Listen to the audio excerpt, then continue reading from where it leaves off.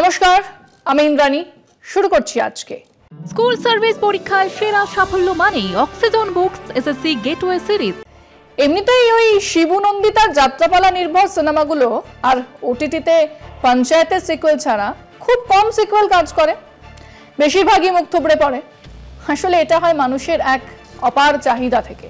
চাহিদা, ডিমান্ড, আশা বা এক্সপেকটেশন এমন এক জিনিস যা বাড়ে, কমে না।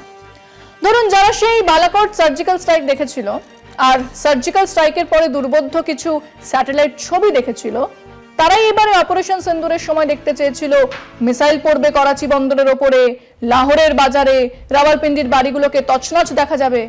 কিন্তু আবার সেই কিছু স্যাটেলাইট ছবি আর দুশ্মনকে ছক্কে ছুড়া দিয়া গোছের সেম ডায়লগ তাদের খুশি করেনি। কারণ ওই চাহিদা তা বেড়ে গেছে। এবং মাথায় রাখুন, এরপরের কোন সরকার অপারেশন সিন্দুরের বদলে অপারেশন মঙ্গলসূত্র রাখলেও তাকে ওই স্পেকটেকল দেখাতে হবে, ধ্বংস দেখাতে হবে, তাও লাইভ দেখাতে হবে। না হলে এত সাধের অপারেশন সিন্দুর যেমন আজ কেবল সরকারি ভাষ্যেই থেকে গেছে, সেরকম অপারেশন মঙ্গলসূত্র পোস্টারে ব্যানারে থেকে যাবে। লক্ষ্য যখন স্কুল সার্ভিস, সঙ্গে আছে গেটওয়ে সিরিজ অক্সিজন বুকস। ভালো হোক বা খারাপ, মানুষ একবার যা দেখে তার পরের বার তার সঙ্গে তুলনা করে, কারণ আগের বারের চেয়ে সে এবারে আরো বড় কিছু চায়। মনোজগতের সেই জটিল তত্ত্বকে মেনেই এবারে রাত দখল সুপার ফ্লপ। হ্যাঁ, যারা বাড়ি থেকে রাস্তাতে নামেওনি বা যারা গিয়েছিলেন তাদের মুখেই শোনা যাচ্ছে লোক ভুলে গেল অভয়াকে।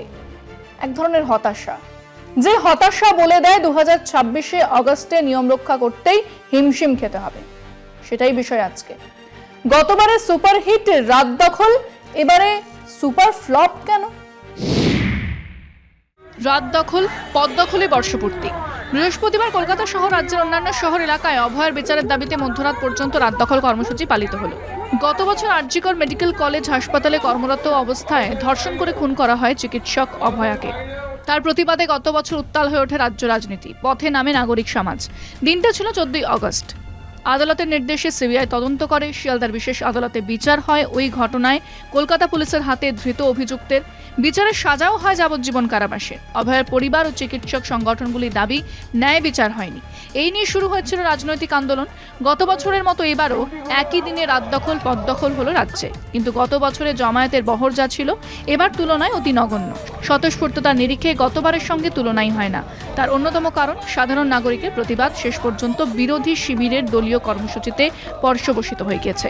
স্বভাবতই সাধারণ নাগরিকদের অংশগ্রহণ কমে যায়, রাজনৈতিক তৎপরতা বাড়ায়, হ্রাস পেয়েছে আম জনতার ভাবাবেগ। অভয়াকাণ্ডে বিচারের দাবিতে আন্দোলনের ধার ও ভার এই এক বছরের ব্যবধানে অনেকটাই কমে গিয়েছে। গত রাতে কলকাতা ও শহরতলিতে হওয়া বিক্ষোভ জমায়েতে সাড়া মেলেনি সাধারণ মানুষের।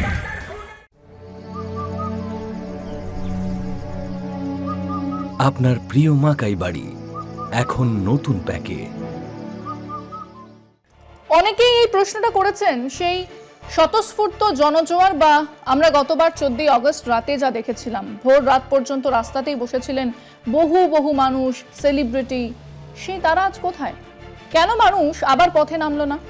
কারণ এক, স্বতঃস্ফূর্ততা একবার মানুষ জড়ো করতে পারে, পরের বারের জন্য দরকার হয় সেই স্বতঃস্ফূর্ত আন্দোলনকে সংহত করার জন্য এক সংগঠন, যা এখানে ছিল না। দুই, যে ইস্যুতে মানুষ নামলেন, আন্দোলন মিছিল হলো, তা ক্রমশ চলে গেল এলিট ডাক্তারবাবুদের হাতে।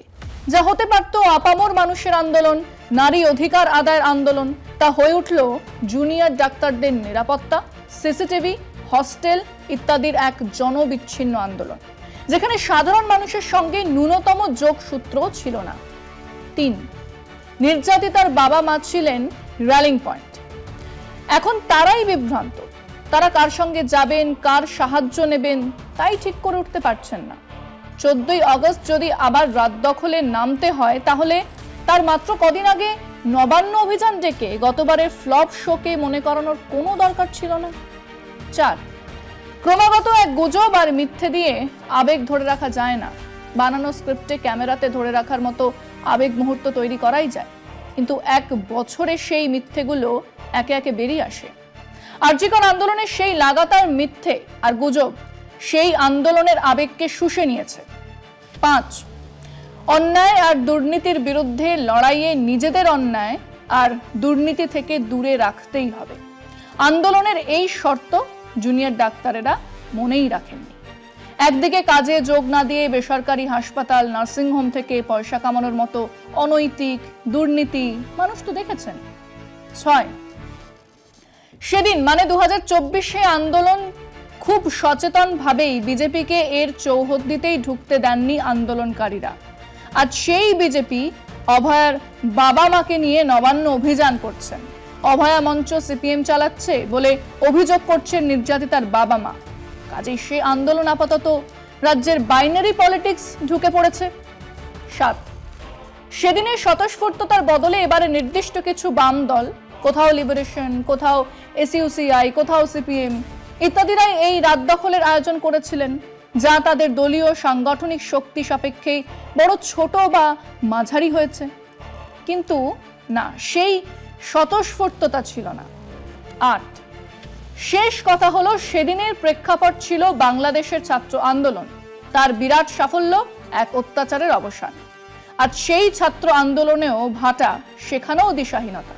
কাজেই সেই প্রেক্ষিতেই এবারের রাত দখল এক নিয়ম রক্ষা মাত্র। আমরা আমাদের দর্শকদের জিজ্ঞেস করেছিলাম 2024-এ 14ই আগস্ট আরজিকর নির্যাতিতার ধর্ষণ মৃত্যুর প্রতিবাদে শহর অঞ্চলে নাগরিক মানুষজনের যে স্বতঃস্ফূর্ত আবেগ দেখা গিয়েছিল রাত দখল আন্দোলনে, এবারে তা দেখা গেল না কেন? শুনুন মানুষজন কি বলেছেন। তখন অত ভিড় দেখা গেছিল কারণ হচ্ছে সেটা ছিল মানুষের স্বতঃস্ফূর্ত এক ক্ষোভ বা যন্ত্রণার প্রকাশ। আর পরবর্তীকালে সাধারণ মানুষ বুঝতে পেরেছেন যে এটা একটা রাজনৈতিক বিষয় হয়ে দাঁড়িয়েছে। আন্দোলনটা কিন্তু আস্তে আস্তে রাজনৈতিকরণ হয়ে যাচ্ছে। সেখানে বিজেপি, সিপিএম এরা সবাই আন্দোলনটাকে নিজেদের মতন করে চালাতে চাইছে, সেটা মানুষ বুঝতে পেরেছে। মানুষ যখন দেখছে পশ্চিমবঙ্গ সরকার, পশ্চিমবঙ্গ পুলিশ ঠিকভাবে আইনি পদক্ষেপ নিচ্ছে, কাজে এই আন্দোলনের রাজনৈতিক জায়গায় মঞ্চে তারা আর আসতে চায় না। একদিনের তো ব্যাপার নেই, একটা ওই ঘটনা নেই, অন্য ঘটনাটাও হচ্ছে, তাকে নিয়ে কি করবে? না সরকার কিছু করতে পারে আর না যা আছে কিনা ওই যেভাবে মানুষের কাছ থেকে অর্থ আদায় করে তারা যেভাবে নিজেরা মানে আমোদ প্রমোদে বিলাসিতায় ব্যস্ত ছিল, কিন্তু তাদের আন্দোলনের রূপরেখায় তারা ছিল না। সেই জন্যই আন্দোলনটা আজকে মানুষ বুঝতে পেরেছে যে এটা ফেক, তাই আন্দোলন থেকে তারা সরে গেছে আস্তে আস্তে। আজকে যারা এই আন্দোলনটা করছে তারা সিপিএমের লোক, বিজেপির লোক, মানুষ বুঝে গেছে। তাই অভয়টাকে মানুষ ছেড়ে দিয়ে এখন মানুষ স্বাভাবিক জীবনে আসছে। তাদের যদি সত্যিকারের এটা নিয়ে প্রতিবাদ করার, আন্দোলন করার প্রয়োজন ছিল, তাহলে তো একদম যতক্ষণ না সুবিচার মিলছে ততক্ষণ আন্দোলন চালিয়ে যেত। এবছরের যে আন্দোলন, সেই আন্দোলনে সাধারণ মানুষ যায়নি, সাধারণ মানুষের জায়গায় বিজেপির কর্মীরা গেছিল। এইখানে অন্যায় হতেই থাকবে, মমতার রাজ্যে অন্যায় হতেই থাকবে, কিন্তু কেউ শাস্তি পাবে না। এর জন্য মানুষ বললে বেকার সময় নষ্ট করে কি করবে? সাধারণ মানুষ বুঝতে পেরেছে যে এটাকে নিয়ে রাজনীতির একটা খেলা চলছে, রং মাখানোর একটা খেলা। পশ্চিমবঙ্গের মানুষ অনেক বেশি সিনসিয়ার। মানুষকে গুলিয়ে দিতে চাইছে যে প্রতিবাদ নেই, প্রতিবাদ আছে। অভয়ের হত্যার প্রতিবাদে এই প্রতিবাদ চলবে। आपको भी याद नहीं होगा कि आपने परसों क्या खाया था, तो आप इस चीज़ से ये समझिए कि आदमी एक साल में क्या होता है, क्या गवाता है, तो सब भूल जाता है। ये एक हिस्ट्री का पन्ना है। ঠিক বিচারটা ঠিক দিকে যায়নি, মানে এইটাকে নিয়ে অনেকজন তাহলে ফয়দালোটার চেষ্টা করেছে, মারে বলে না ঘোলা জলে যেটা মাছ ধরে, সেরকম একটা ব্যাপার চলছিল এবং সেটা হয়তো অনেকজনের পছন্দ করে না। যে আন্দোলন হয়েছিল সেই আন্দোলন সর্বাত্মক আন্দোলন ছিল, সর্বশ্রেণীর মানুষের আন্দোলন ছিল, দলমত নির্বিশেষে আন্দোলন ছিল, এটা অস্বীকার করা যায় না। কিন্তু পরবর্তীকালে ইদানিং আমরা দেখছি সেই আন্দোলনটা আজকে তেমনভাবে জানা পাচ্ছে না, কারণ মানুষ ইতিমধ্যে বুঝতে পেরেছেন এই আন্দোলনটাকে রাজনৈতিক উদ্দেশ্যে ব্যবহার করা হচ্ছে। অভয়ের বাবা এবং মা আজকে যেভাবে রাস্তায় নামছেন, তাতে আমার মনে হচ্ছে যেন কোনো একটা রাজনৈতিক বিশেষ দলের সঙ্গে তারা একটু হাত মিলিয়ে ফেলেছে। 2024-এর সেই স্বতঃস্ফূর্ত আন্দোলন আজ রামে আর বামেতে দ্বিধা বিভক্ত। এই যে রাজনৈতিক হস্তক্ষেপ তিলোত্তমার বিচারের জন্য, বিচার পাওয়ার জন্য বা পাইয়ে দেওয়ার জন্য বিভ্রান্ত ঘটনাগুলোর সঙ্গে আমরা ঠিক যেভাবে মমতা ব্যানার্জির প্রত্যেকটা দুর্নীতির সঙ্গে প্রত্যেকদিন মানিয়ে নিতে নিতে মানুষের মনে হচ্ছে কোনো একটা জায়গা থেকে বিশ্বাসের যেই জায়গাটা সেটা টলে গেছে। এক নারীর ধর্ষণ, প্রশাসনিক গাফিলতি, নারী অধিকারের লড়াই হয়ে উঠতে পারত সেদিনের রাত দখল, কিন্তু তাকে ক্রমশ কিছু মানুষের স্বার্থ আর ধান্দাবাজির সঙ্গে জুড়ে দিয়ে মানুষের কাছ থেকে দূরে নিয়ে চলে গেল এই আন্দোলনের সম্ভাবনাকে। হ্যাঁ, এভাবেই মানুষ পথে নামে, স্বতঃস্ফূর্ত প্রতিবাদে নামে, কিন্তু সেই প্রতিবাদকে কিছুদিনের মধ্যেই এক নোংরা দলীয় রাজনীতির স্বার্থ বাঁচানোর জন্য কাজে লাগানো হয়। মানুষ হতাশ হয়, সরে আসে। কিন্তু মজার কথা হলো, তারপরেও আবার কোনো এক ব্রাহ্ম মুহূর্তে হঠাৎই আবার বিস্ফোরণ হয়, আবার মানুষ রাস্তায় নামে। প্রতিবার সেই সৎ আবেগকে নিয়ে ছিনিমিনি খেলা যাবে না। মানুষের ইতিহাস কিন্তু সে কথা বলে না। আজকে এ পর্যন্তই। দেখতে থাকুন কলকাতা টিভি, রাত দিন 7 দিন।